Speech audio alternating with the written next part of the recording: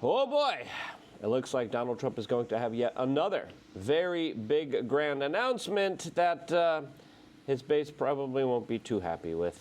Russian drones hit a maternity hospital in Ukraine overnight. I know. You'll be seeing things happening.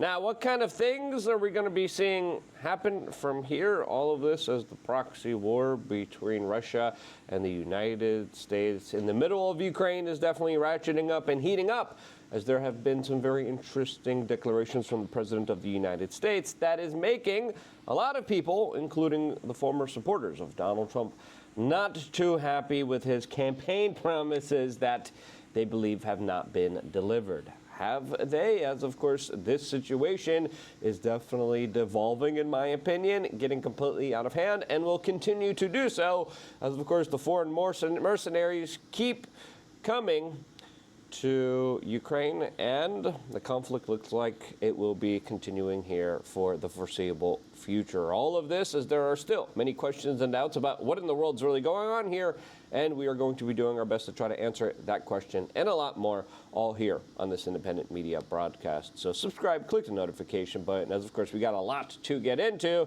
as the White House has been releasing a lot of very interesting virtue signals, as the White House Twitter account has been trying to use young people slang in order to divert from the attention of their clear obfuscation efforts surrounding the Jeffrey Epstein saga, which has only been met with a lot of people ridiculing the account, saying specifically to this one, "Oh, look, we got a big, beautiful flag." And people asking the specific questions, are the Epstein files buried underneath it?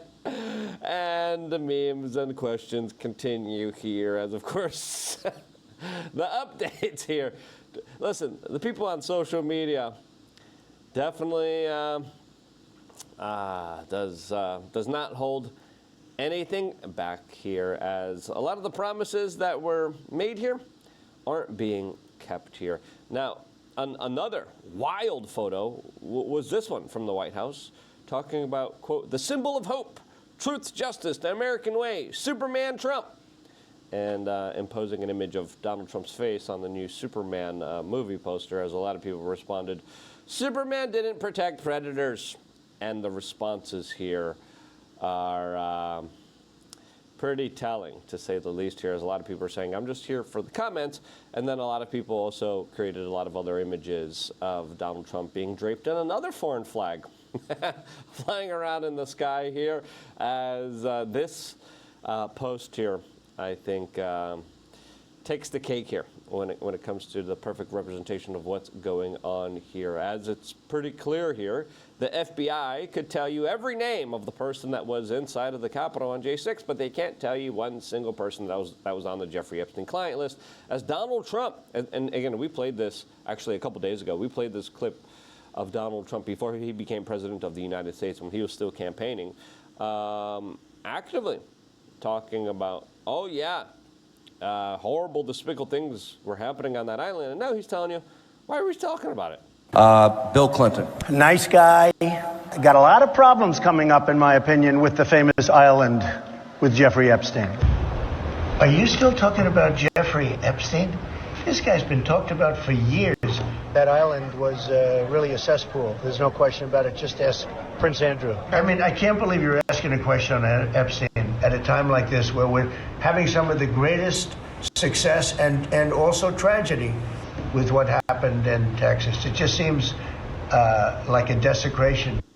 Yeah, this, as a lot of people are saying, I think what's happening right now in Washington, D.C., has something to do with the fact that we still haven't gotten some clear answers on Jeffrey Epstein, as of course, it's not just that one policy decision that is raising questions about Trump's presidency, it's many others. Now, seeing some of the firings is actually good news, as it just came in that Donald Trump fired over 1,300 staff members, including 1,107 civilian servants, 246 foreign service officers from the Department of State, which I think is overbloated. It's a big government bureaucracy.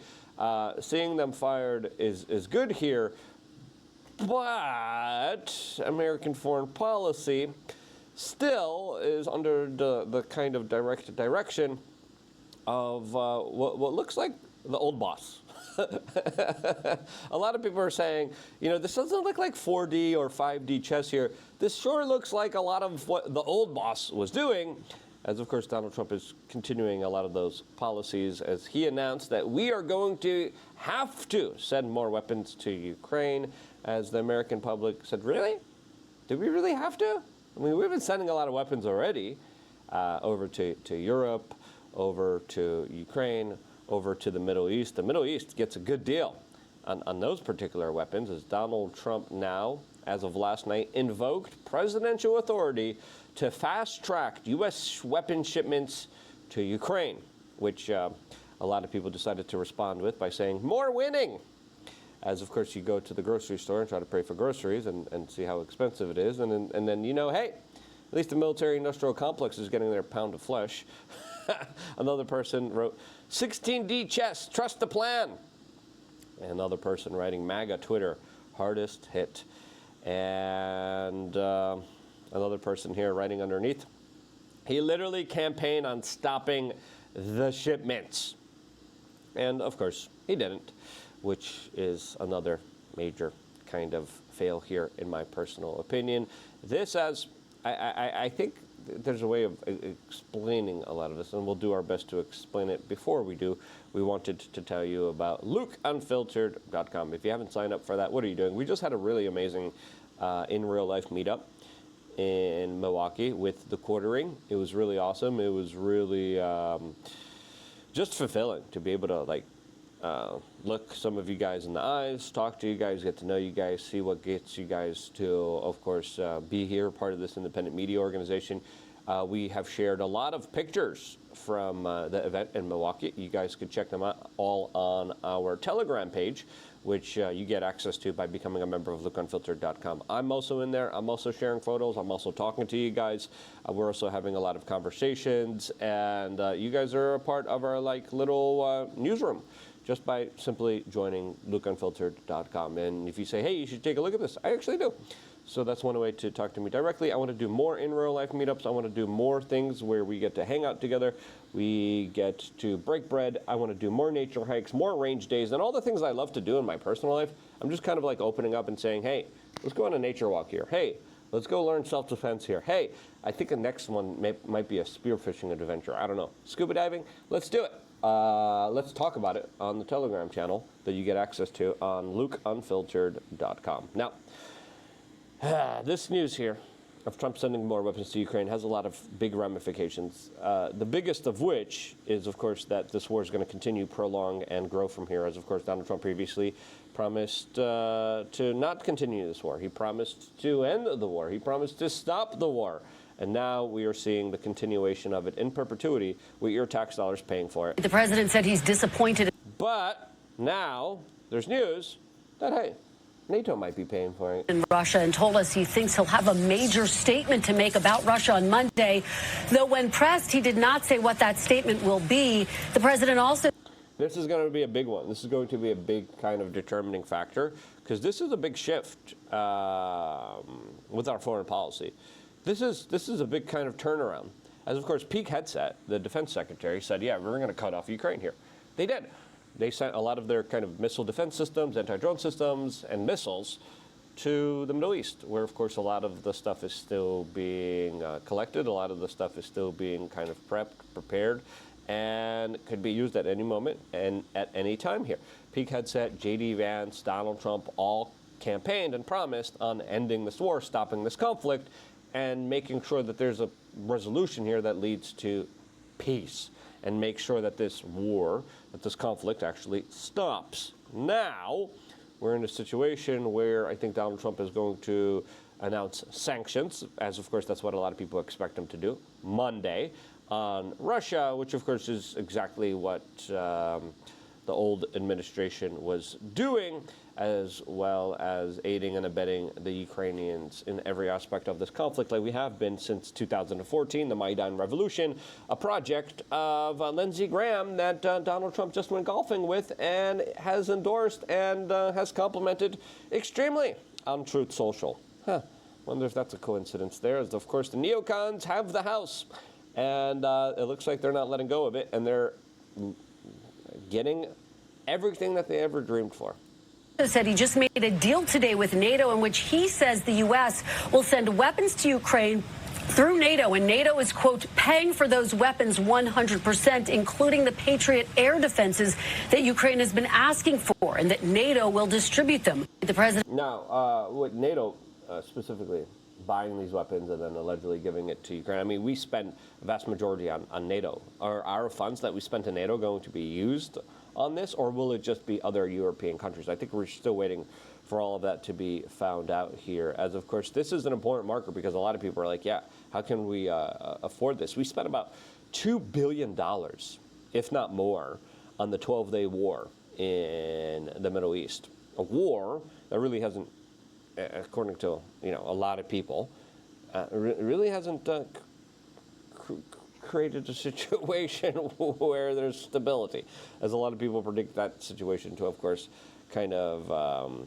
break out at any moment, at any time here. Now, this is a big shift in Trump's policy, as of course he keeps talking about how he is frustrated with Putin, and again, Putin here has been saying that he was very excited about Donald Trump. He was very excited about the prospects of peace here, but was also very skeptical about how it would kind of transform and unfold here. Let's be honest, Putin probably is a little peeved off about his nuclear arsenal being attacked in a sabotage attack that had all the hallmarkers written of U.S. intelligence on it. I think Putin also made a very interesting comment talking about how the same bombs that are landing in Moscow are the same bombs landing in Tehran. As of course, he specifically did not want the war with Iran to unfold here, and he's definitely not a willing participant in the negotiations and the peace deals. At first, we saw Zelensky play hardball. At first, we saw Zelensky essentially say, yeah, I'm not negotiating, sabotage negotiations. Then, of course, Donald Trump brought him to the negotiation table. Then Putin, he walked away from the negotiation table as Zelensky walks towards it. This latest kind of endeavor by this kind of sabotage attack by the Ukrainians made Putin declare the Ukrainian state and the Ukrainian government a terrorist state, and he declared that he no longer will be negotiating with terrorists. That's his own words here, as clearly his ambitions, his aspirations are growing with the amount of sacrifice that he considers to have put into this conflict that, in my opinion, should have been avoidable. Now, there's a lot of other people out there that are unironically changing their kind of positions on there. And this is kind of sad here because, if you believe in something, like I don't believe in war. I just don't. I've been protesting the Iraq war. I was speaking out against the Iraq war before that war even started, when I was extremely young. And to me, war is a failure of diplomacy. It's a failure of communications. I think communication needs to be done more than ever. And when a politician promises me that he was going to end war, but now he's doing everything to kind of prolong it, including the fact of extending it and killing more Slavic men lives, I'm not happy with that. But other influencers are playing mental gymnastics and saying, well, at least we're not paying for it. At least NATO's paying for it. Well, okay, but that war is still continuing, and the United States intelligence is still involved here, and we're still culpable here since our bombs are directly dropping on Russia. Now, Trump did sign a mineral deal, but the Russians have captured some of the mines, especially the lithium and rare earth mineral mine in Ukraine here, as the deal that Trump signed with Ukraine said, hey, you want more missiles, you got to pay for it with minerals. The Ukrainians are not doing that. And then again, we got other people who are, let's just be honest, a little hypocritical here, as people are saying, not another penny for Ukraine. Again, people are like, but the mineral deal. it looks like the mineral deal is not being followed. It looks like NATO is going to be allegedly footing the bill, and we finance most of NATO. Now, a lot of these disappointments, whether it's arming Ukraine, the approving of procedures was really interesting. The endorsement of Lindsey Graham here, as Lindsey Graham just posted, "Thank you, Mr. President. This means a great deal to me, and love being in the fight where you'd save our country. You are the right." He spelled the country wrong. "You're the right man at the right time." Donald Trump, happy birthday to Senator Lindsey Graham. He is always there when I need him, and I hope everyone in the great state of South Carolina will help him have a big win in his re-election bid next year. As, of course, he's also primarying Thomas Massie, who, of course, isn't playing ball with him, and that relationship has also soured here. But it looks like Donald Trump is adhering to the advice of neocons and to backstabbers like Mike Pence that previously screwed him over. This is what Mike Pence had to say before the United States renewed their military support for Ukraine. Because I do believe the time has come for us to renew our military support for Ukraine, make it clear that we're going to continue to provide that support along with our European allies until a just and lasting peace is achieved. I also... Yeah, we need war for peace. That's not how it works. There was a peace deal that the West ripped up. That the West said, yeah, we're not going to allow this. We're not going to allow you guys to have peace here. Are you crazy? You're insane. And they prolonged this war, and they forced Ukraine to fight this war. And we're not going to have peace here by sending more missiles there. That's just like insane. That's so stupid. We're going to have peace by negotiating, by talking, by having diplomacy here. And clearly, more weapons means less peace. Am hopeful that Senator Thune will bring the new Russia sanction bill to the floor of the Senate next week. Yeah, and Trump probably is going to be passing more sanctions one day. Let's just be honest. That's probably going to be his major statement. Maximum pressure on Russia, more economic sanctions here. And listen, the Russians came out with their demands. The Ukrainians came out with theirs. I don't understand why we can't just compromise on some of them and meet halfway in the middle.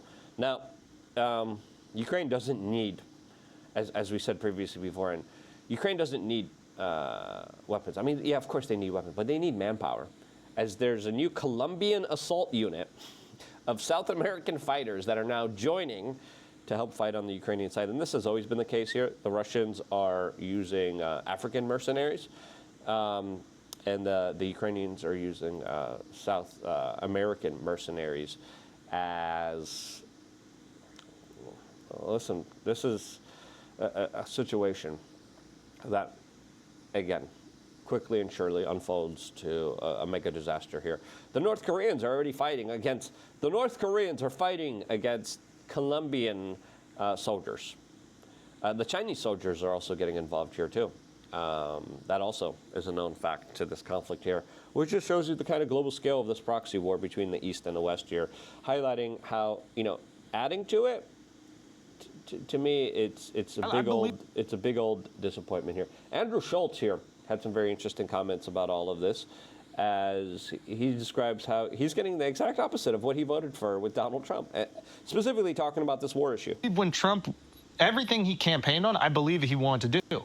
And now he's doing the exact opposite thing of every single fucking thing. I don't know what he's done. Yeah, exactly to your point. If you tell me, it's easier for me to believe you wanted to do all these things if any of them were happening in the way that you said they were. To that point, like, there'll be people that they'll DM me and be like, you see what your boy's doing? You voted for this. I'm like, I voted for none of this.